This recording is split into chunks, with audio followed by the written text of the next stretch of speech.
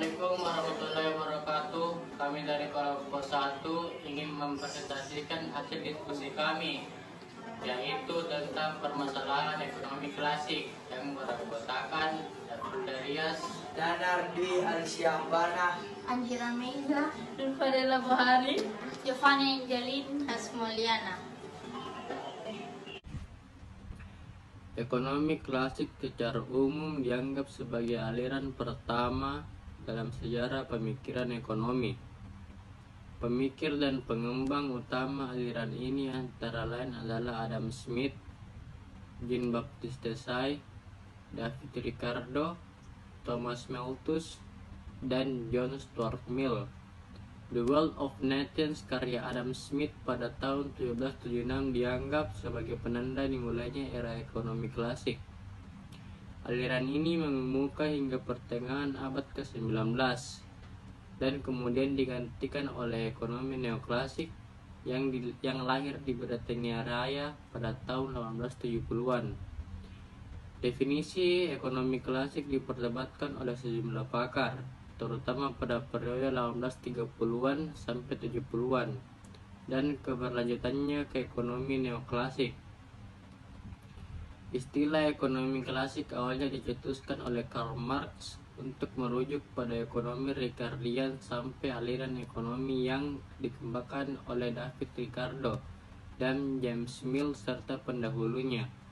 Namun, penggunaan istilah ini kemudian diperluas untuk merujuk pada semua pengikut Ricardo.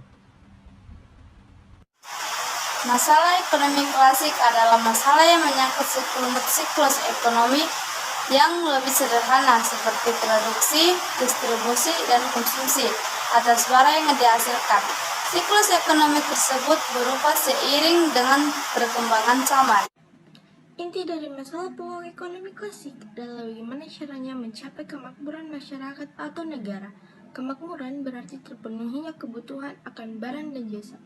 Adapun masalah ekonomi klasik ini dibedakan sesuai dengan 3 bentuk kegiatan ekonomi yang dilakukan, yakni produksi, distribusi, dan konsumsi. Masalah produksi. Dalam masalah produksi, masyarakat harus menentukan bagaimana menghasilkan barang dan jasa agar bisa memenuhi ragam kebutuhan yang muncul, di mana produsen akan berperan penting dalam mengatasi masalah ini karena mereka akan memetakan kebutuhan pasar. Samping itu juga akan dirumuskan ragam barang dan jasa yang diproduksi berikut dengan strategi berproduksinya. Masalah distribusi. Dalam hal ini masyarakat harus menentukan bagaimana barang dan jasa sampai kepada konsumen yang membutuhkan.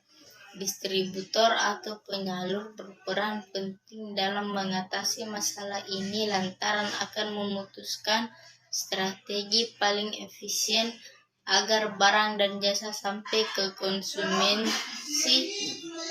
secara cepat dan tepat sasaran. masalah konsumsi. Untuk masalah konsumsi, masyarakat akan menentukan bagaimana barang dan jasa yang beredar dapat dikonsumsi sesuai dengan kebutuhan yang ada.